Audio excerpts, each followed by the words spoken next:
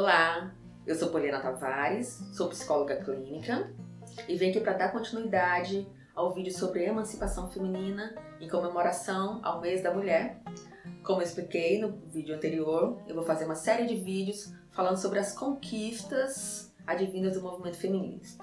E o vídeo de hoje é sobre a emancipação feminina, foi o pontapé inicial, primeiros passos do movimento feminista no Brasil, que foi mais ou menos na década de 1920, que ele veio com uma força maior, né? O movimento feminista já existia no mundo, né? Mas no Brasil ele veio com força mais ou menos nessa década de 1920. E nessa época ele era formado por dois grupos, as feministas liberais e as feministas libertárias. Vou explicar um pouquinho sobre esses dois grupos. Tá? As feministas libertárias eram formadas por mulheres da classe burguesa, classe média, média alta, mulheres que tinham, a maioria delas tinham acesso à educação, mulheres que tinham um poder aquisitivo, financeiro e social mais elevado. O que essas mulheres ambicionavam era basicamente o sufrágio feminino, era o direito ao voto. Elas queriam poder escolher os seus representantes políticos, porque até esse momento só os homens poderiam votar. O segundo grupo, que são as feministas libertárias, eram formadas por mulheres de classe baixa, em média baixa mesmo. Essas mulheres não tinham direito à educação.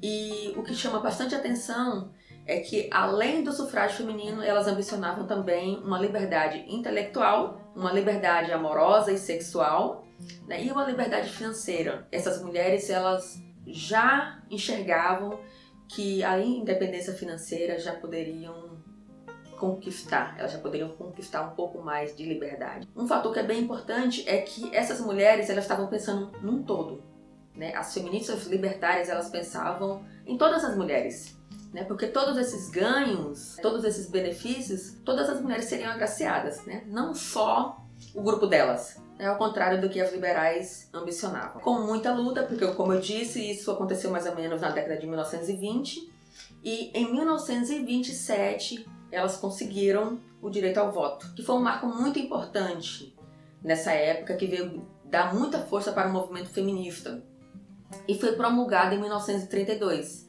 Então as mulheres, desde 1932, legalmente elas têm direito ao voto. Elas podem escolher os seus representantes políticos.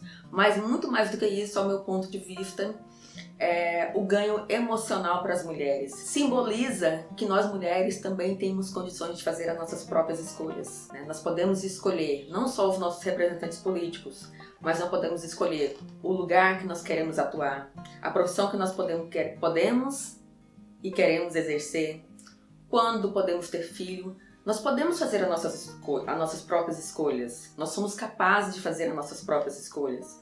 Mas ainda hoje o que eu vejo é que nós não conseguimos sustentar as escolhas quando nós conseguimos fazer, né? Nós não nos sentimos capazes. Tem todo um poder patriarcal e histórico que ficam nos puxando para trás. Nos tiram esse poder sobre nós próprias, né? Sobre a nossa capacidade de escolher, sobre a nossa capacidade intelectual. E por muitas vezes nós sentimos que somos fracas e que nós não temos condições de tomar as nossas próprias decisões. Mas o que eu quero te dizer é que nós somos sim capazes de fazer as nossas próprias escolhas, mas que isso só é possível, né, de obter, só é possível de alcançar. Nós só podemos nos sentir livres, nos empoderar. Eu acho que é muito importante eu utilizar essa palavra, né, que tá tão comum. O poder realmente é sentir que eu posso fazer as minhas próprias escolhas, sentir que eu posso sustentar e posso viver as consequências dessas escolhas. Eu acho que isso é o mais importante. Toda escolha tem a sua consequência. Na tomada de decisão, sempre vem isso junto. Nós temos esse poder sobre nós mesmas, sobre o lugar que nós queremos atuar, o que nós queremos fazer com o nosso futuro, com o nosso caminho, sobre o percurso que nós podemos e queremos trilhar.